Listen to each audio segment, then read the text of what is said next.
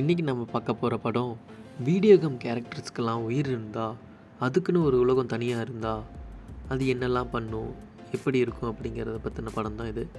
இந்த படத்தோட hero Ralph. இவனோட வேலை என்னென்னா எல்லாத்தையும் உடைக்கிறது. இதில் இவன் வந்து பேட் கேரக்டர் வீடியோ கேமில். அந்த வீடியோ கேமில் குட் கேரக்டர் யார் அப்படின்னா ஃபெலிக்ஸ். அவன் என்ன பண்ணுவான்னா இந்த ரால்ஃப் உடைச்சதையெல்லாம் அவனே ஒரு சுத்தியல் மாதிரி வச்சு சரி பண்ணுவான். வாங்க கதைக்குள்ளே போவோம். இப்படி இருக்க கேரக்டர் இன்ட்ரோ காமிச்சதுக்கப்புறம் அந்த ஷாப் ஓனர் அந்த ஷாப்பை க்ளோஸ் பண்ணிட்டு போகிறான். இப்போது நம்ம வீடியோ கேம்ஸில் இருக்கிற கேரக்டர் எல்லாமே அவங்கவுங்க வீட்டுக்கு போகிறாங்க. ஆனால் ரால்ஃபுக்கு மட்டும் தனியாக அவனுக்கு ஒரு வீடு இல்லை. அவன் வந்து பேட் காய் அப்படிங்கிறதுனால அவனுக்கு ஃப்ரெண்ட்ஸு யாரும் இல்லை. அவன் பிரிக்ஸ் உடச்சி போட்டிருப்பான் பார்த்தீங்களா, அந்த பில்டிங்கிலிருந்து வீடியோ கேம் பிரிக்ஸு.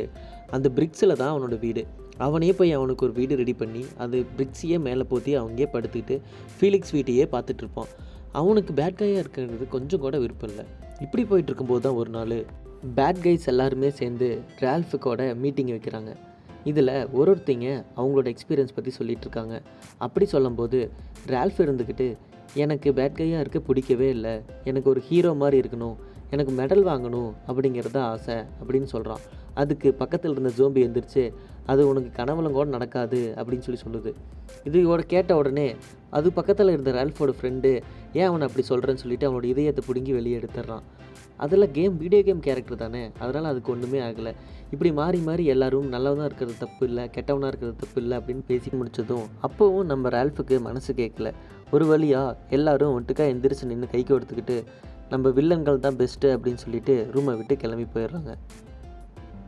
அதுக்கப்புறம் நம்ம ஷாப் ஓனர் ஷாப்பை க்ளோஸ் பண்ணதுக்கப்புறம் நம்ம கேமிங் கேரக்டர்ஸ் எல்லாருமே அந்த ஒயர் வழியாக கேம் சென்ட்ரல் அப்படிங்கிற ஒரு இடத்துக்கு போகிறாங்க. அங்கே போனதுக்கப்புறம் அந்த எல்லா கேரக்டர்ஸில் இருக்கிற கேம் கேரக்டர்ஸ்க்கும் நமக்கு ஒரு செக்யூரிட்டி மாதிரி இருப்பாங்க இல்லையா, அந்த மாதிரி அந்த கேம் சர்வருக்கு இருக்க ஒரு செக்யூரிட்டி இருக்கான். அவன் எல்லாரையுமே செக் பண்ணிவிட்டு அதுக்கப்புறம் தான் அவங்கவுங்க வீட்டுக்கு போகிறதுக்கு உண்டான வழியை அவங்களுக்கு காட்டுறான். இப்படி ரால்ஃப் போயிட்டு இருக்கும்போது பக்கத்தில் இருக்கிறவங்களாம் ரொம்ப பயப்படுறாங்க. ஆனால் ரால்ஃப் போகிற வழியில் இருக்கிற 2-3 பேர் சின்ன சின்ன குட்டி கேரக்டர்ஸ் அதில் இருக்கிறாங்க. அவங்களாம் யார் அப்படின்னா நம்ம வீடியோ கேம் கேரக்டர்ஸ் எல்லாம் இருப்பாங்க இல்லையா, அதில் இருக்க வீடியோ கேமில் இருக்கிற கேம்ஸ் எல்லாம் வந்து பழசாயிரும். ஸோ அந்த கேம்ஸ் எல்லாம் டெலீட் பண்ணிடுவாங்க. அப்படி இருக்கும்போது அந்த கேரக்டர்ஸ்க்கெல்லாம் ஒரு சோர்ஸ் இருக்காது, அதுக்கு தங்கறதுக்கு இடம் இருக்காது, அவங்க கேமை யாருமே விளையாட மாட்டாங்க. ஸோ அதனால் அவங்கள பார்த்து பாவப்பட்ட நம்ம ரால்ஃபு அவங்களுக்கு ஆப்பிள் கொடுத்துட்டு அதுக்கப்புறம் அவன் வீட்டுக்கு போயிடுவான். இப்படி போகும்போது தான் ஃபீலிக்ஸ் வீட்டில் அவனோட 30th ஆனிவர்சரிக்கு அவனுக்கு வந்து பார்ட்டி வைக்கிறத அவன் பார்க்குறான். பார்த்துட்டு எல்லோரும் பார்ட்டி வைக்க வச்சுருக்காங்க, என்னை மட்டும் ஏன் கூப்பிடல அப்படின்ட்டு போயிட்டு ஃபீலிக்ஸ்ட்டு கேட்குறான். இல்லை நீ வரதை யாரும் விரும்பலை, நீ ஒரு பேட் காய் அப்படிங்கிறதுனால அப்படின்னு சொல்கிறாங்க.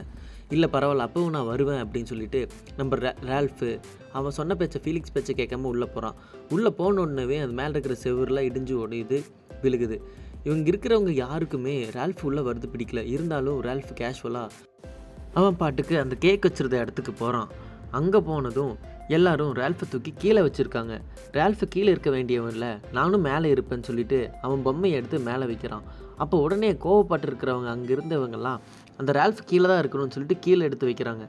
இவனுக்கு கோவம் வந்து ஃபீலிக்ஸாக மெடல் வாங்கியிருக்கான், அதனால் அவன் தான் மேலே இருக்கணும், நீ மெடல் வாங்கலை அதனால் கீழே தான் இருக்கணும்னு சொல்கிறான். உடனே ரால்ஃபுக்கு பயங்கரமாக கோவம் வருது. கோவப்பட்டு அந்த கேக்கில் ஓங்கி ஒரு குத்துறான். கேக்கு 4-3 அந்த இடமே செதறிடுது. இந்த பார்ட்டிக்கு வந்து எல்லாருமே ரொம்ப கோவப்பட்டுறாங்க. இப்போ உடனே ரால்ஃபுக்கு ரொம்ப அதை விட கோவம் வந்து நானும் நல்லவனாக மாறி காட்டுறேன், நான் காரணம் இல்லை நான் இந்த மாதிரி இருக்கிறது அப்படின்னு சொல்லி கோவப்பட்டுட்டு உடனே அந்த இடத்த விட்டு வெளியே போயிட்டு அவங்களோட ஃப்ரெண்டுக்கிட்ட பேசிகிட்டு இருக்கான். இந்த ஃப்ரெண்டு யார் அப்படின்னா டேப்பர் அப்படிங்கிற ஒரு கேமுக்குள்ளே இருக்கிற ஒரு செஃப் கேரக்டர். அந்த கேம் விளையாடும் போது தான் அவன் வந்து இவங்ககிட்ட சொல்கிறான், போயிட்டு உங்ககிட்ட ஏதோ மெடல் இருக்கான்னு செக் பண்ணி பாரு அப்படின்னு சொல்கிறான். நம்ம ரால்ஃபை உள்ளே போய் செக் பண்ணி பார்க்க அது இதுன்னு எடுத்து பார்க்குறான். அவனுக்கு ஒரு மெடலும் கூட கிடைக்கிறேன். அப்போ தான் கிளிச் ஆகி ஒரு ரோபோட் போயிட்டுருக்கு. அந்த ரோபோட்டை பிடிச்சி நிறுத்தி எங்கே போகிறேன்னு கேட்குறான். நான் வந்து இந்த மாதிரி ஒரு கேம் விளையாட போகிறேன், என்னோடய கேமில் வந்து ஷூட் பண்ணணும், பக்ஸ் ஷூட் பண்ணணும் அப்படின்னா எனக்கு மெடல் கொடுப்பாங்க அப்படின்னு சொல்கிறான். அப்போ நானும் வரேன்னு சொல்கிறான். உனக்கு வந்து ஷூட் பண்ணுறதுக்கான தகுதி இல்லை அப்படின்னு சொல்கிறான். அப்படி இருக்கும்போது திடீர்னு ஒரு காக்ரோச் வருது. அப்போ பயந்து போய் செவுத்தில் அடித்து அவனே கீழே விழுந்துடுறான். அப்போ நம்ம ரால்ஃப் என்ன பண்ணுறான், அந்த கீழே விழுந்தான் பார்த்தீங்களா, அவனோட ட்ரெஸ்ஸை எடுத்து நம்ம ரால்ஃப் போட்டுக்கிட்டு அவனோட கேமை விட்டுட்டு அந்த கீழே விழுந்தனோட கேமுக்குள்ளே உள்ளே போகிறான். அடுத்த நாள் காலையில் நம்ம ஷாப் ஓனரும் ஓப்பன் அப்படின்னு சொல்லிட்டு கேம் கடையை திறக்கிறாங்க. இப்போ தான் ஒரு பொண்ணு இந்த கேம் விளையாடலாம் அப்படின்னு சொல்லிட்டு காயின் இன்சர்ட் பண்ணிவிட்டு ரெடி பண்ணி கொடுக்குறா. அப்போது நம்ம ரால்ஃபு எதுவுமே தெரியாமல் உள்ளே அந்த சூட்டெல்லாம் போட்டுக்கிட்டு அந்த பொண்ணு தான் அவங்களோட இன்சார்ஜ். அவள் பின்னாடி போயிட்டு போகிறான். இப்போ தான் உண்மையான ஏஐ வருது. யாருன்னா அந்த பொண்ணு. இந்த பொண்ணு ஒரு ஷூட்டராக உள்ள கேம் விளையாடும்போது அதுக்கு ஒரு ரோபோட் தனியாக கொடுத்துருக்காங்க. இப்போ வந்து பார்த்தா ரால்ஃப் உள்ளே போகிறான். உள்ளே போனால் அவனுக்கு என்னன்னே புரியல. பெரிய பெரிய பக்ஸ் எல்லாம் வந்து அவனை அட்டாக் பண்ண வருது. அந்த அட்டாக் பண்ணுற பக்ஸ் எதை சாப்பிடுதோ அந்த வெப்பனாகவே அது மாறிடும்னு சொல்கிறாங்க. இப்படி இருக்கும்போது ரால்ஃப் ரொம்ப பயந்துட்டு இந்த கேமை சொதப்பி விட்டுறான். சொதப்பி விட்டுட்டு அந்த விளையாடுற பொண்ணை வந்து அவுட் ஆக வச்சிடறான். உடனே அந்த பொண்ணு கோவப்பட்டு அந்த கேமை நிறுத்திட்டு போயிடுது. அதுக்கப்புறம் கேம் ஓவர் ஆனோடனே அந்த பூச்சியெல்லாம் பெரிய ஒரு லைட் வெளிச்சம் மாதிரி வச்சு இழுத்து அந்த கேமை க்ளோஸ் பண்ணிடுறானுங்க. இதுக்கப்புறம் அந்த ரோபோட்டும் கோவப்பட்டு போயிடுது. அங்கே இருந்த இன்சார்ஜ் வந்து நம்ம ரால்ஃபை பிடிச்சி, யாரா நீ கோமாளி, இங்கே எதுக்குடா வந்து